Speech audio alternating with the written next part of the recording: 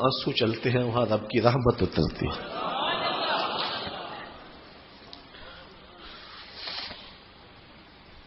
تو کہا راتوں کی تنہائیوں میں اٹھ اٹھ کے قرآن پڑھا کرو. میں اگر یہ اندازہ کرنے بیٹھ جاؤں کہ میں ایک سال میں کتنے دروس قرآن دیے ہیں تو اس کی تعداد سینکڑوں میں نہیں ہوگی، 1000 سے متجاوز ہوگی.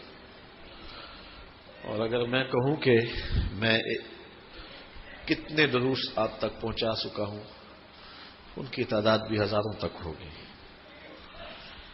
تو میرا مقصود یہاں آپ کو بغیر کسی تشریح کے مختصر پیغام دینا ہے کہ قرآن خود نور دیتا ہے، اس کی تلاوت کیا کرو.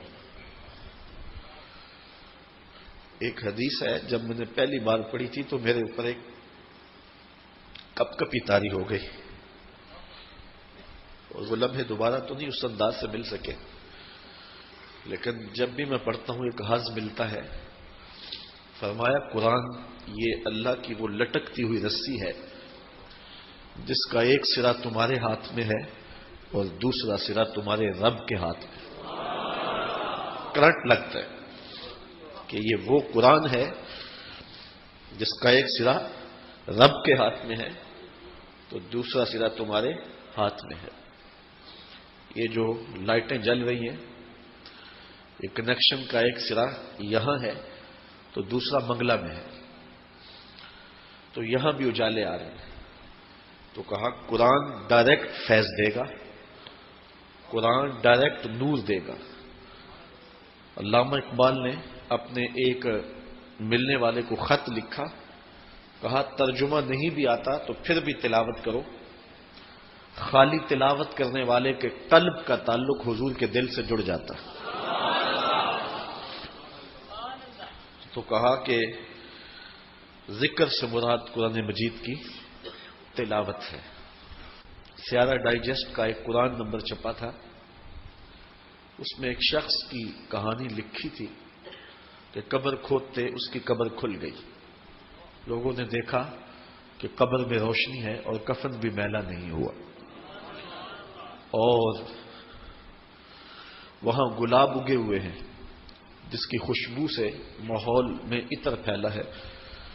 تو لوگ اس نشان پہ صاحب قبر کا گھر تلاش کرتے رہے. اس کی بیوہ سے ملاقات ہو گئی، اگرچہ وہ بہت زیادہ بوڑھی ہو چکی تھی. پوچھا تیرے شوہر کا کیا عمل ہے کہ ہم نے اس کی قبر میں روشنی بھی دیکھی ہے اور خوشبوئیں بھی دیکھی. اس نے کہا میرا شوہر ایک دیہاتی شخص تھا، مجھے کوئی اس کا ایسا عمل نظر نہیں آتا. ہاں یہ مجھے یاد ہے کہ وہ قرآن مجید تو نہیں پڑھا تھا لیکن اس کتاب سے محبت اسے بڑی تھی، اور صبح جب نماز پڑھنے جاتا تو لوگ قرآن مجید کھول کے بیٹھتے تو اسے بڑا دکھ ہوتا کہ میں بھی قرآن پڑھا ہوتا تو مجھے بھی یہ برکت نصیب ہوتی. اب گھر آتا تو اس کے قدم بوجھل ہوتے. گھر آ کے طاق پہ پڑے ہوئے قرآن مجید کے نسخے کو اٹھاتا اور کھولتا اور ایک ایک سطر پہ انگلی رکھتا اور کہتا مالک مجھے نہیں پتا یہ کیا لکھا ہے، لیکن جو لکھا ہے سچ لکھا ہے. پھر نیچے آ جاتا، کہتا مالک مجھے نہیں پتا یہ کیا لکھا ہے، میری بدقسمتی ہے مجھے نہیں پتا، لیکن جو لکھا ہے سچ لکھا ہے، تیرا کلام ہے. انگلیاں پھیرتا جاتا اور یہ کہتا چلا جاتا یہ بھی حق ہے، یہ بھی حق ہے، یہ بھی حق ہے اور یہ بھی حق ہے. تو آج اس کی قبر میں جو اجالے پھیلے ہوئے ہیں تو اس قرآن کی محبت کی وجہ سے ہے. اللہ ہم سب کی قبروں میں روشنیاں کر. چونکہ ہماری تحریک قرآن مجید کی تحریک ہے تو اللہ کی کرم نوازیاں ہو جائیں. ہم اس کتاب کا حق تو ادا نہیں کر سکتے لیکن نوکری تو اللہ نے ہمیں نصیب کر دی ہے. اللہ اس کتاب کی برکتیں ہمیں نصیب کرے. تو میں آج کے اس اجتماع میں آپ کو یہ سبق دیتا ہوں. یہ آپ کو وظیفہ دیتا ہوں کہ روزانہ قرآن مجید کی تلاوت ضرور کیا کرو. مجھے پچھلے دن ایک صاحب ملے اور مجھے کہنے لگے کہ ایک صاحب ہیں، انہوں نے کہا ہے کہ ہمارے پیر صاحب نے فرمایا ہے کہ قیامت کے دن میں اتنی دیر تک رب کو دیکھوں گا بھی نہیں، نظر بھی اٹھا کے نہیں دیکھوں گا جب تک میرے سارے مرید نہ بخشے گئے. میں نے کہا یہ اس کی جرأت ہے، یہ اس کی ہمت ہے. میں تو اپنے ملنے والوں کو کبھی یہ بھی ضمانت نہیں دے سکتا کہ میں تمہیں بخشوا لوں گا، نہ ہمارے بزرگوں نے ہمیں ضمانت دی. ہمیں تو یہ بتایا گیا ہے کہ عمل کرو اور اس کے فضل کی آس رکھو. یہ طریقت سراسر محنت کا نام ہے اور کوشش کا نام ہے. میرا موضوع دوسری جانب نہ نکل جائے. تیسرا معنی اس کا جو کیا ہے وہ قرآن مجید کے تقاضوں پہ عمل کرنا ہے. ذکر سے مراد قرآن مجید کے جو تقاضے ہیں ان پہ عمل کرنا ہے. جو قرآن نے بتایا ہے، جو چیزیں حلال کی ہیں اور جن چیزوں سے حرام کیا ہے ان سے بچنا، جو ہے وہ جو حرام کی ہیں چیزیں ان سے بچ جانا اور جو حلال کی ہیں ان کو بجا لانا، یہ اللہ کا ذکر ہے. اور جس نے اس سے اعراض کیا تو قیامت کے دن وہ نابینا اٹھایا جائے گا. اور چوتھا معنی جو حضرات مفسرین نے کیا ان کو یہ معنی کرتے ہوئے لطف آیا ہوگا. میں نے پڑھا تو مجھے مزہ آیا، آپ سنیں گے تو آپ کو لطف آئے گا. وہ کہتے ہیں ذکر سے مراد مصطفیٰ جان رحمت کی ذات ہے. تو کہا جس نے میرے مصطفیٰ سے منہ پھیرا تو میں اس کو اندھا کر دوں گا. یہ آنکھیں ہیں اس لیے کہ ان آنکھوں سے حضور کو دیکھیں. وہ اجڑی ہوئی آنکھیں ہیں، وہ بیکار آنکھیں ہیں جو حضور کو دیکھنے کی آرزو نہیں کرتی. اور وہ جس نے حضور سے اعراض کیا، حضور سے رخ پھیرا، اللہ فرماتا میں اس کی بینائی اچک لوں گا. یہ تو آنکھوں کا نور، نور محمد کا صدقہ تھا. اور جس نے ان آنکھوں سے اس محبوب کا دیدار نہیں کیا یا اس محبوب کے دیدار کی طلب نہیں کی تو اس کی بینائیاں واپس لے لی جائیں گی. ایک خاتون تھی مدینے میں جس کو مرگی کے دورے پڑتے تھے. تو ایک دن وہ حضور کے پاس آ گئی کہ حضور دعا کریں میری یہ بیماری دور ہو جائے، میں اس مرض سے نجات پا جاؤں. فرمایا اگر تم کہو تو میں دعا کر دیتا ہوں، اور اگر تم صبر کرو تو اس کے بدلے میں جنت ملے گی. اس نے کہا یہ جنت والا سودا مجھے قبول ہے. مجھے پڑے مرگی کے دورے، مجھے کوئی پریشانی نہیں، مجھے جنت والا سودا منظور ہے. لیکن حضور اتنی میری گزارش ہے کہ میں عورت ذات ہوں، جب میں مرگی کے دورے سے گر پڑتی ہوں تو میرا ستر بھی بعض اوقات کھل جاتا ہے. تو یہ دعا کر دیں کہ میرا ستر نہ کھلے، تو باقی مرگی کے دورے پڑتے رہیں، مجھے اس کی پریشانی نہیں. حضور نے دعا کر دی. اس کو مرگی کے دورے پڑتے تھے لیکن ستر اس کا محفوظ رہتا تھا. تو اس نے کہا مجھے جنت والا سودا قبول ہے. ایک صحابی حاضر ہوا، اس کی آنکھوں میں بینائی نہیں تھی. حضور کی خدمت میں حاضر ہو کے عرض کی حضور دعا کریں کہ میری آنکھوں کی بینائی پلٹ آئے. تو حضور نے فرمایا اگر تو چاہے تو میں دعا کر دیتا ہوں، اور اگر تو چاہے تو اس کے بدلے میں جنت کا وعدہ دیتا ہوں. تو اس نے کہا جنت کی بات تو آپ نے کی ہے اور آنکھوں کی بات میں نے کی ہے، تو مجھے تو آنکھیں چاہیے. اچھا یہاں میں سوچتا ہوں کہ اس بوڑھی عورت نے جس کو مرگی کے دورے پڑتے تھے، عورت ہو کہ اس نے کہا مجھے جنت والا معاملہ قبول ہے لیکن بیماری رہے. لیکن اس آدمی نے کہا کہ مجھے یہ بیماری قبول نہیں ہے.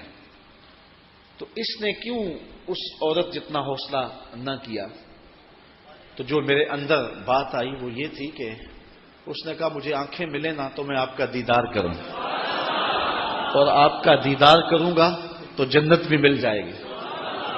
میں تو آنکھیں ہی اس لیے مانگ رہا ہوں کہ میں آپ کا بددعا چہرہ دیکھنا چاہتا ہوں۔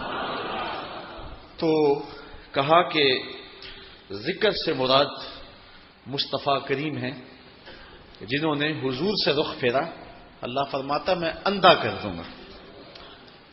آج بھی کتنے لوگ ہیں جن کو نظر نہیں آتا۔ میں کنایا کو صریح سے بلیغ سمجھتا ہوں، میرا مزاج ہے، کچھ لوگ مجھے اس پہ مطعون بھی کرتے ہیں۔ یہ کوئی 10 سال نعت پڑے نا کوئی ثنا خاں، اور ہر سال اس کا ریٹ بھی بڑھتا جائے، تو 10 سال کے بعد اس کے سر پہ سونے کا تاج رکھتے ہیں کہ اس کی خدمات کا صلہ ہے، حالانکہ اس نے کبھی ریٹ بھی کم نہیں کیا تھا۔ اور جس نے 21 سال قرآن مجید کی نوکری کی اور سویر سے شام تک جتا رہا، تو 21 سال کے بعد لوگوں نے کہا کہ پتہ نہیں یہ سنی بھی ہے کہ نہیں ہے۔ مجھے اقبال یاد آئے۔ اقبال نے کہا لوگوں، میں تم سے اپنے شعروں کی داد نہیں مانگتا، تم مجھے کیا دو گے؟ میں تو اپنے شعروں کی داد قیامت کے دن رسول اللہ سے مانگوں گا۔ جو حضور سے رخ پھیرتے ہیں پھر اللہ انہیں دنیا میں بھی نابینا کر دیتا ہے اور انہیں کچھ نظر نہیں آتا ہے۔ اگر چاہتے ہو کہ یہ آنکھیں بھی روشن ہو اور دل کی آنکھیں بھی روشن ہو تو اپنا رخ سیدھا مدینے کی طرف رکھا کرو، پھر تمہارا دل بھی روشن ہوگا اور تمہاری آنکھیں بھی روشن ہوگی۔ اللہ اکبر۔ تو کہا ذکر سے مراد ذات رسالت مآب صلی اللہ علیہ وسلم۔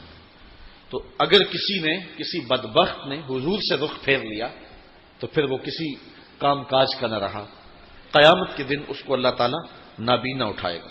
ومن اعرض عن ذکری، جس نے میرے ذکر سے رخ پھیرا، فإن له معیشۃ ضنکا، کہا اس کی زندگی کا جامہ ہم تنگ کر دیں گے۔ دنیا کے اوپر کافر عیش و عشرت میں ہوتے ہیں اور اہل ایمان سخت تنگ دستی میں اس وقت دنیا کی زندگی گزار رہے ہیں۔ اللہ کے حکموں کو توڑنے والے، اس کے ذکر سے اعراض کرنے والے عالی نسب محلات میں رہیں اور فقیروں کو جھونپڑے بھی میسر نہ ہوں، تو یہ ایک سوال پیدا ہوتا ہے۔ اللہ کہتا ہے کہ میں معیشت تنگ کر دیتا ہوں، تو معیشت تنگ تو ان لوگوں کی نظر آ رہی ہے جو راہ خدا کے مسافر لگتے ہیں۔ کسی نے کہا تھا کہ مخلص مفلس ہوتا ہے، تو یہ پھر اس کا محمل کیا ہوگا؟ تو علماء فرماتے ہیں کہ یہاں معیشت کی تنگی جو ہے وہ گزران کی تنگی ہے۔ اگر وہ محل میں بھی رہتا ہے لیکن سوتا نیند کی گولیاں کھا کے ہے، اور یہ ریت پہ بھی سوتا ہے لیکن مزے کی نیند سوتا ہے، سویا بھی ہوتا ہے اور دیدار مصطفیٰ بھی ہو رہا ہوتا ہے، تو پھر زندگی تو اس کی زندگی ہے نا۔ جاگتا ہے تو حضور کا ذکر کرتا ہے، سوتا ہے تو مدینے کی سیر کرتا ہے، تو زندگی تو اس کی زندگی ہے۔ اللہ اکبر۔ تو کہا ہم اس کی معیشت کو، اس کے گزرانے زندگی کو تنگ کر دیتے ہیں۔ اور اس سے دوسرا قول مفسرین نے یہ لیا ہے کہ قبر کو تنگ کر دیا جائے گا۔ حضرت عبداللہ ابن عباس رضی اللہ تعالیٰ عنہ سے مروی ہے کہ جو کفار و فساق ہیں ان کی قبر میں 99 تنین مسلط کر دیے جائیں گے۔ تو پوچھا گیا کہ 99 تنین کیا ہے؟ ایک کم 100 تنین جو مسلط کیے جائیں گے، کہا وہ ایسے سانپ ہوں گے جن کی 100 پھن ہوگی اور اس کو قیامت تک ڈستے رہیں گے، اس کی بوٹیاں نوچتے رہیں گے۔ یہ اس شخص کی سزا ہے جو اللہ کے حکموں سے رخ پھیرتا ہے۔ تیسرا قول یہ ہے کہ قیامت کے دن اس کی زندگی انتہائی اذیت میں ہوگی اور اس کو جہنم میں ڈال دیا جائے گا۔ اور میں دوپہر کے اجتماع میں بتا رہا تھا کہ جب جہنمی کو جہنم میں پھینکا جائے گا تو اس صورت میں نہیں ڈالا جائے گا، یہ محمدی صورت ہے، یہ صورت چھین لی جائے گی اور احد پہاڑ جتنا ایک ایک دانت ہوگا، اور 70 گز موٹی کھال ہوگی، اور شکل تبدیل کر کے اس کو جہنم میں ڈالا جائے گا، تو سوا کر کے ڈالا جائے گا۔ یہ ان بد نصیب لوگوں کی کہانی ہے جو ذکر الہی سے اعراض کرتے ہیں، جو مصطفیٰ سے رخ پھیرتے ہیں۔ تو اگر چاہتے ہو زندگی تو پھر اپنا قبلہ حضور کی جانب سیدھا کر لو، تو پھر دنیا میں بھی موج ہے، آخرت میں بھی موج ہے۔ یہ سوال کہ مومن کی زندگی غربت کی ہے، دکھوں کی ہے، اور کافر موج میں ہے، تو یہ اس کے دکھ، اس کے بدنی دکھ ہیں، اس کے قلب کو دکھ نہیں ہے، اس کا قلب راحت میں ہے۔ اور دوسری بات یہ ہے کہ مومن جب مقام رضا پہ ہوتا ہے تو پھر وہ دکھ میں نہیں ہوتا۔ جب مومن کامل مومن بن جاتا ہے تو پھر اللہ کی طرف سے آنے والی ہر شے کو بخوشی قبول کرتا ہے۔ جے سونا میرے دکھ وچ راضی تے میں سکھ نو چلے ڈاؤں، پھر اس کے لیے وہ سامان راحت ہو جاتا ہے۔ حضرت ابو ذر غفاری رضی اللہ تعالیٰ عنہ نے جب اسلام قبول کیا نا، تو حضور نے کہا کہ اگر تم اس کو ابھی چھپا لو تو بہتر ہے، چونکہ پورے مکے کا ماحول مسلمانوں کے خلاف تھا اور حضور تھے دار ارقم میں۔ یہ وہاں سے نکلے تو سین حرم میں آ گئے، تو کعبہ شریف کے ساتھ ٹیک لگا کے انہوں نے بلند آواز سے کہا، صنادید قریش اپنی اپنی نشستوں پہ بیٹھے تھے، کہ لوگوں سن لو، میں نوکر بن گیا ہوں مصطفیٰ جان رحمت کا۔ تو کہتے ہیں ابھی جملے پورے نہیں ہوئے تھے کہ پتہ نہیں کہاں کہاں سے مکے اور گھونسے میرے اوپر برسنے لگے، وہ مجھے مار دینے لگے تھے۔ حضرت عباس بن عبد المطلب آڑے آ گئے، انہوں نے کہا لوگوں یہ بنو غفار کا شخص ہے، اور بنو غفار مدینے میں بستے ہیں، اور تمہاری تجارت کا انحصار شام پہ ہے، اور تمہارا شام کا رستہ مدینے کے قریب سے گزرتا ہے، اور اگر تم نے شخص کو قتل کر دیا پھر تمہارا وہ رستہ محفوظ نہیں رہے گا، تم اسے قتل نہیں کر رہے، اپنا مواشی قتل کر رہے ہو۔ یہ بات سمجھ میں آ گئی تو انہوں نے مجھے چھوڑ دیا۔ کہتے ہیں میں آب زمزم پہ گیا اور میں نے سارا بدن دھویا، اور زخموں اور جو ہے وہ جو خون لگا تھا میں نے آب زمزم سے اپنے پورے بدن کو صاف کیا، اور شام گہری ہو گئی تو میں چادر اوڑھ کر حرم کے صحن میں لیٹ گیا۔ حضرت ابو ذر کہتے ہیں لیکن مجھے نیند نہیں آتی تھی۔ لگتا تو یہی ہے اس لیے نیند نہیں آتی تھی کہ زخم بڑے گہرے لگ گئے تھے، لیکن حضرت ابو ذر کہتے ہیں نہیں، اس لیے نہیں کہ زخم گہرے تھے، نیند اس لیے نہیں آتی تھی، میرا جی چاہتا تھا جلدی سویر چڑھے اور دوبارہ کھڑا ہو کے رسول اللہ کی رسالت کی گواہی دوں، اور وہ پھر مجھے ماریں۔ جو لطف مار کھانے میں آیا تھا، میرا دل ترستا تھا کہ وہ لمحے دوبارہ آئیں۔ وہ مزہ دیا ہے تڑپ نے، میری آرزو ہے یا رب، میرے دونوں پہلوؤں میں دل بے قرار ہوتا۔ اور حضرت باہو تو 2 قدم آگے بڑھ گئے، لوں لوں دے مڈ لکھ لکھ چشمہ، تے ایک کھولا تے ایک کجا ہو۔ اللہ اکبر۔ تو کہا یہ میری آرزو تھی۔ تو مار کھانے میں بھی لذت آتی ہے اور سکون ملتا ہے۔ تو اہل ایمان جب مقام رضا پہ پہنچ جاتے ہیں تو ان کے لیے وہ زندگی تلخ زندگی نہیں ہوتی، بلکہ وہ ان کی زندگی راحت کی زندگی ہوتی ہے کہ یہ سب کچھ محبوب کی جانب سے ہے۔ بلکہ ایک حضور کا فرمان سن لیجئے، اور اگر زندگی کی تلخیاں بھی ہیں تو اس ایک حدیث سے مٹائی جا سکتی۔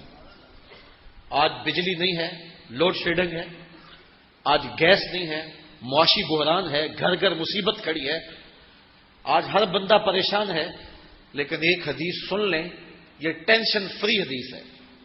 آپ کے اندر ٹھنڈ اترے گی اس حدیث کے سنتے ہی، اور آپ اگر غریب ہیں تو غریبی پہ ناز کریں گے۔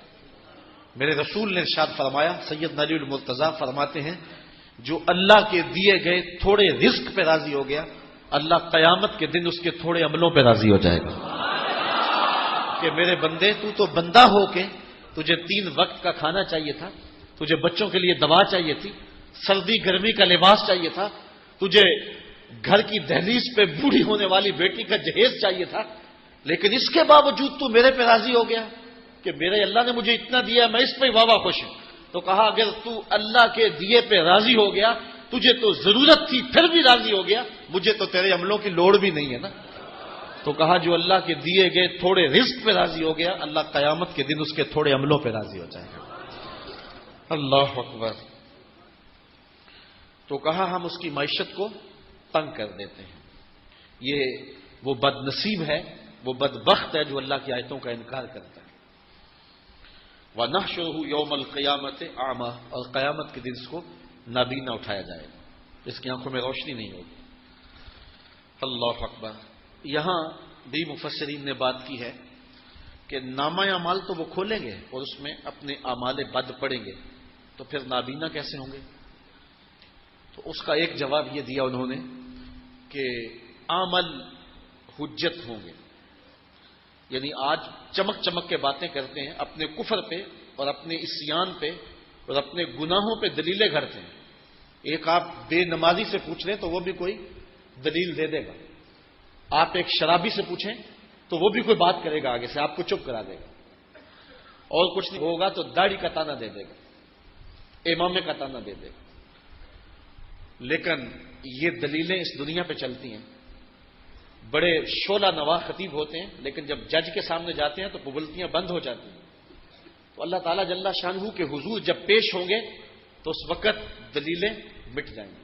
عمل حجہ ایک معنی یہ کیا گیا، لیکن یہ معنی بھی کیا جا سکتا ہے کہ انہیں چند لمحوں کے لیے بینائی دی جائے گی جس سے اپنا نامہ اعمال پڑھ سکیں گے، اور وہ ان کی توقیر کے لیے نہیں، ان کو رسوا کرنے کے لیے ہوگا، تاکہ وہ اپنے نامہ اعمال کی بدیاں پڑھیں اور دیکھیں کہ وہ کیا کیا کرتوتیں کرتے رہے اور کیا کیا جو ہے وہ گل کھلاتے رہے، اور اس سے مزید شرمسار ہوں، اور پھر آنکھوں کی بینائی اچک لی جائے گی۔ اللہ اکبر۔ تو کہا یہ وہ بد نصیب لوگ ہیں جنہوں نے دنیا کے اوپر اللہ کے ذکر سے رخ پھیرا، اللہ کی یاد سے منہ موڑا۔ اللہ تعالیٰ ارشاد فرمائے قال رب لما حشرتنی اعمی، تو وہ بندہ کہے گا جس کی آنکھوں کی بینائی اچک لی جائے گی کہ مالک مجھے تو موٹی موٹی آنکھیں دی گئی تھی، میری آنکھوں پہ تو شاعروں نے غزلیں لکھی، میری آنکھوں پہ تو قصیدے کہے گئے، میری آنکھوں کو کبھی جیل کہا گیا، میری آنکھوں کو کبھی نرگس کہا گیا، کبھی چشمے آہو سے میری آنکھ کا تذکرہ ہوتا تھا، لیکن آج یہ آنکھیں بے نور کیوں ہو گئی؟ تو آواز آئے گی اللہ اکبر قال رب لما حشرتنی اعمی، کہے گا مالک مجھے اندھا کیوں کر دیا گیا، وقد کنت بصیرا، میں تو انکھیارا تھا، میں تو بینا تھا۔ آواز آئے گی قال کذالک اتتک آیاتنا، تیرے طرف ہماری نشانی آئی تھی، ہماری آیتیں آئی تھی، فنسیتھا، کتنا متکبر تھا تو نے میری نشانیوں کو، میری آیتوں کو بھلا دیا، تو نے کبھی آنکھ بھر کے بھی نہیں دیکھا کہ قرآن کیا کہتا ہے، تو نے کبھی پرواہ نہیں کی، اتنا مغرور ہو گیا، تجھے اتنا نشہ چڑھ گیا دنیا کا، تجھے دنیا کی جو ہے وہ اتنی لذت ملنے لگی کہ تو حقارت کی نظر سے گزر جاتا تھا جہاں قرآن کی تلاوت ہوتی تھی اور تجھے قرآن میسر نہیں تھا، تو نے قرآن کی آیتوں کا انکار کیا، تو تمرد اور سرکشی میں مبتلا ہو گیا اور تو کفر و عصیان میں مبتلا ہو گیا۔ آج جو ہے وہ تیرے ساتھ بھی یہی سلوک کیا جائے گا، وَكَذَلِكَ الْيَوْمَ تُنْسَى، آج تجھے بھی فراموش کر دیا جائے گا، جہنم میں ڈال دیا جائے گا، پھر وہ چیخے گا، چلائے گا، 70 سال تو اس کو کوئی جواب ہی نہیں دے گا۔ 70 سال کے بعد اس کی پکار پہ داروغہ جہنم جھڑکتے ہوئے کہے گا کیا ماجرا ہے؟ تو وہ کہے گا ہائے پیاس سے مر رہا، ایسی جگہ ڈال دیا جائے گا 70 سال کوئی فریاد ہی نہیں سنے گا، اسے بھلا دیا جائے گا، فراموش کر دیا جائے گا۔ اللہ اکبر۔ پھر اسے مائے حمیم کھولتا ہوا پانی دیا جائے گا، اور کھولتا ہوا پانی جب پیے گا تو چہرے کی کھال ادڑ کے اس کے اندر گر پڑے گی۔ اب پانی گرم ہو تو آپ پیچھے کر دیتے ہیں کہ میں نہیں یہ پیوں گا، لیکن اس دن پینا پڑے گا، اس سے انتڑیاں کٹ کٹ کے گریں گی اور بار بار اس عذاب سے اس کو گزرنا پڑے گا۔ اللہ اکبر۔ وَكَذَلِكَ نَجْزِي مَنْ أَسْرَفَ، فرمایا اسی طرح ہم اس شخص کو سزا دیں گے جو حد سے تجاوز کرتا ہے، جو اللہ کے حکموں کو توڑتا ہے، وَلَمْ يُؤْمِنْ بِآيَاتِ رَبِّهِ، اور اپنے رب کی آیتوں پر ایمان نہیں لاتا۔ یہ بات بیان کرنے کے بعد فرمایا وَلَعَذَابُ الْآخِرَةِ أَشَدُّ وَأَبْقَىٰ، آخرت کا عذاب بڑا سخت ہے اور دائمی ہے، ختم نہیں ہوگا۔ وقت سمٹ گیا، میں مضمون آگے لے جانا چاہتا تھا۔ اللہ تعالیٰ ارشاد فرماتا ہے، درمیان میں آیات چھوڑ رہا ہوں، وَلَا تَمُدَّنَّ عَيْنَيْكَ إِلَىٰ مَا مَتَّعْنَا بِهِ أَزْوَاجًا مِّنْهُمْ زَهْرَةَ الْحَيَاةِ الدُّنْيَا، ارشاد فرمایا کہ آپ مشتاق نگاہوں سے نہ دیکھیے ان چیزوں کی طرف جن سے ہم نے لطف اندوز کیا ہے کافروں کو، کافروں کو حور و قصور دیے، محلات دیے۔ اقبال نے کہا تھا کہ افرنگ کا ہر کوچہ ہے فردوس کی مانند، تو یہ زندگی ان کو دی، لیکن اس زندگی کے باوجود، عالی نسب محلات کے باوجود، اس کے باسی اجڑے ہوئے، ان کی زندگی کے اندر کوئی حرارت ہے ہی نہیں۔ تو یہ ظاہری چمک ہے۔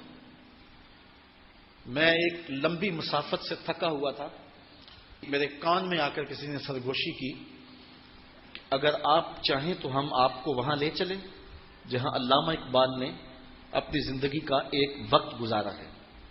میں چونک گیا اور مخاطب ہوا تو میں نے کہا کہ میرے میزبان کا تقاضا ہے کہ آپ رات میرے پاس رکیں۔ مجھے 18 دن ہو گئے لیکن میں ایک رات بھی ان کے پاس رکنا مشکل ہے میرے لیے، سفر میں رہا ہوں، اور آج میں نے ان سے وعدہ کیا تھا کہ آج رات میں آپ کے ہاں رکوں گا، بیٹھیں گے، باتیں کریں گے، اور صبح میں نے 11 بجے چلے جانا ہے۔ تو وہ کہنے لگا کہ اگر، میں نے کہا کہ میری بھی آرزو ہے، لیکن اگر آپ میرے میزبان سے اجازت لے لیں، میں نہیں کہوں گا، آپ کہہ لیں۔ تو اس نے میزبان سے پوچھا تو اس نے میری جانب دیکھا، تو میں نے آنکھوں سے کہا، اشارے سے کہا کہ میرا جی بڑا چاہتا ہے لیکن میں آپ کی محبت سے مجبور ہوں۔ اس نے کہا جی 200 کلومیٹر ادھر جانا پڑے گا، اور پھر اس شہر سے 200 کلومیٹر میرا گھر ہے، تو یہ 400 کلومیٹر آپ کو فاصلہ پڑ جائے گا، اور صبح صبح آپ نے نکلنا بھی، اور 8 گھنٹے کی محفل میں آپ مسلسل اب بیٹھے ہیں۔ میں نے کہا میں تھکن گوارا کر لوں گا، مجھے شوق ہے اس جگہ کو دیکھنے کا جہاں اقبال بیٹھ کے جو ہے وہ محبت کے گیت گاتے رہے، اور جس جگہ کو اقبال نے مغرب کی پرسکون جگہ کہا ہے۔ تو وہ کہنے لگے ہاں وہاں 120 سال کی زندگیاں لوگوں کی ہیں۔ تو میں سفر کرتا ہوا ہائیڈل برگ میں پہنچا، اور وہاں میں جہاں علامہ اقبال کی رہائش گاہ تھی اس کو دیکھا، زیارت کی، اور اقبال کی یادیں تازہ ہوتی رہیں۔ رات کا پچھلا پہر تھا اور بارش برس رہی تھی، اور مغرب کی ٹھنڈی ہوائیں وہاں ٹھہرنے نہیں دیتی تھی، لیکن میرا جذبہ مجھے روکتا تھا کہ میں یہاں کچھ دیر کے لیے رکوں۔ تو میں دریا کنارے کھڑا ہو گیا اور بارش برس رہی تھی، تو وہ مجھے بتا رہے تھے کہ یہ پرسکون جگہ ہے۔ اقبال کی نظم بھی میں نے آ کے دیکھی جو انہوں نے وہاں خاص طور پہ کہی، بلکہ اس جگہ پہ بھی جا کے میں بیٹھا جہاں انہوں نے وہ نظم کہی، تو اچانک کسی کے چلانے کی اور چیخنے کی آواز آنے لگی۔ تو رات کا موقع تھا، اندھیرا چھایا تھا، اور درختوں کے گھنے سائے تھے، اور دیار غیر تھا، اور ہم صرف 3 لوگ تھے، اور ہر طرف ہو کا عالم تھا، سناٹا تھا۔ تو جب چیخوں کی آواز آئی اور میں ڈر گیا، میرا دل لرز گیا، تو میرے دوست جو ہیں وہ بالکل اپنی اصلی حالت میں رہے۔ تو میں نے کہا یہ کیا ہوا؟ تو وہ کہنے لگے دریا کے کنارے کنارے یہ کوئی بندہ چیخ رہا ہے، رو رہا ہے۔ میں نے کہا اس سے کیا ہوا؟ وہ آس کے کہنے لگے یہ روز ہی ہوتا ہے۔ میں نے کہا کیوں؟ کہنے لگے یہ زندگی کے اکتائے ہوئے لوگ ہیں۔ تو میں نے کہا کہ جو سب سے پرسکون ہیں، پچھلی رات کے اندھیرے میں وہ چیخیں مار کے رو رہے ہیں، انہیں سکون نہیں ملتا، اور محمد عربی کی دہلیز کے جو نوکر ہیں وہ سحری کے وقت مصلے پہ جب اللہ اللہ کرتے ہیں اور ان کی آنکھوں سے آنسو ڈلتے ہیں، تو وہ غریب ہونے کے باوجود وہ سکون انہیں ملتا ہے کہ جو ان لوگوں کو یہاں میسر نہیں ہے۔ تو کافروں کی جو زندگی ہے اور ان کے محلات جو ہیں، یہ دیکھنے سے لگتا ہے کہ بہت اچھے ہیں، لیکن ان کے اندر اجڑے ہوئے ہیں اور ان کے باطن میں کچھ بھی نہیں ہے، کیونکہ روحانی خلا ہونے کی وجہ سے انہیں سکون کی دولت ہی میسر نہیں ہے۔ تو اللہ تعالیٰ ارشاد فرماتا ہے، اے سامع، اے مخاطب، ان لوگوں کی زندگی کا حسن اور ان کی ظاہری چکا چوند اور ان کے محلات کے اوپر لگے ہوئے کمکمے اور ان کی جو ہے وہ خوبصورت گلیاں اور بازار اور زندگی کا جمال اور یہ چھلکتے ہوئے جام اور یہ مہوشوں کا ہجوم جو کچھ تم دیکھ رہے ہو، مت تیرا دل ادھر آ جائے کہ یہ بہت اچھا ہے۔ اللہ تعالیٰ ارشاد فرماتا ایسا نہیں ہے، یہ ہم نے اس لیے ان کو یہ دیا ہے لنفتنہم فیہ، کہ ہم ان کو اس فتنے میں مبتلا کریں، یہ فتنے کی آگ میں جل رہے ہیں۔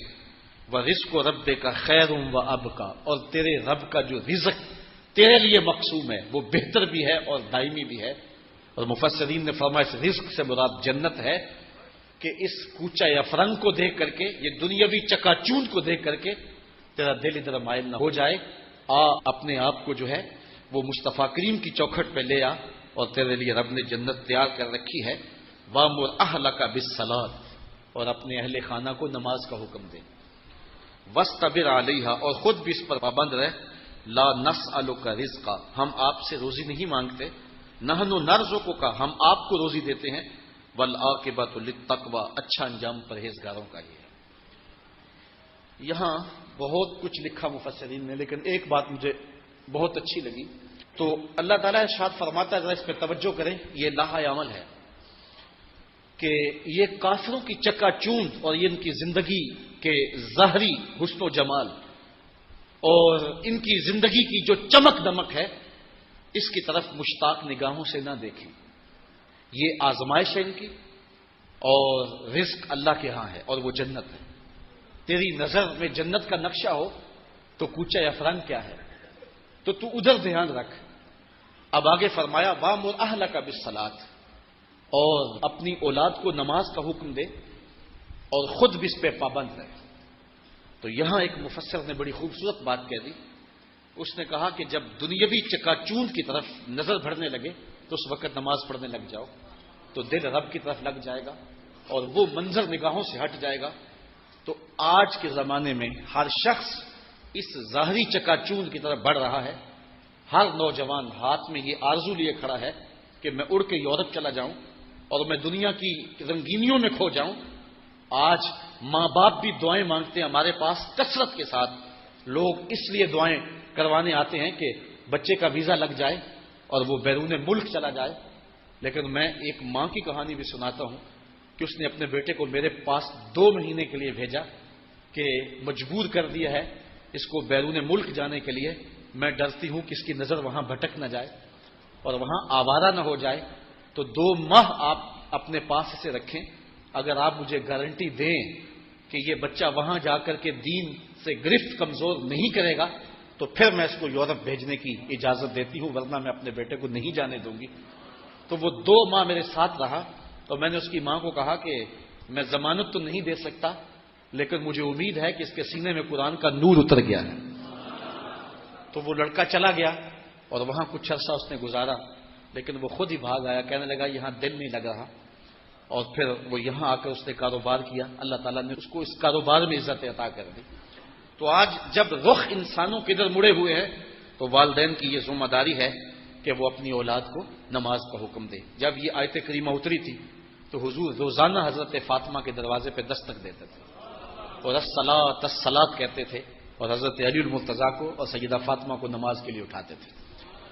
تو آج کے اس مصطفی اجتماع کے اندر جبکہ نفسی کا عالم ہے، ایک تو قیامت کے دن کہتے ہیں نفسی کا عالم ہوگا، یہ دنیا کے اوپر ہی وہ عالم آ گیا، اور یہ قیامت کا ہی منظرنامہ ہے، اور انسانوں کی نظریں بھٹک رہی ہیں اور خیال بہک رہے ہیں، سوچوں کے رخ کسی اور سمت مڑ رہے ہیں۔ آؤ اپنی سوچوں کے رخ گنبد خضرا کے مکین کی طرف موڑیں۔ میں ایک بات کہا کرتا ہوں کہ سویر شام سفر میں ہوتا ہوں تو گاڑیوں کے پیچھے بڑے عجیب جملے لکھے ہوتے ہیں، کوئی شرما دیتے ہیں، کوئی جملے پریشان کر دیتے ہیں، کچھ دکھی کر دیتے ہیں، لیکن ایک جملہ ایسا ہے جو میں پڑھتا ہوں تو میں اپنے ساتھیوں کو کہتا ہوں کہ یہ دیکھو کیا لکھا ہے، لکھا ہوتا ہے صنم بے وفا۔ تو میں کہتا ہوں اب روتے پھرتے ہیں نا، یہ احتجاجی مظاہرہ ہے، یہ تحریری احتجاج کر رہے ہیں کہ میرے یار نے مجھ سے بے وفائی کر دی، کوئی راستے میں چھوڑ گیا، کوئی کسی موقع پہ چھوڑ گیا۔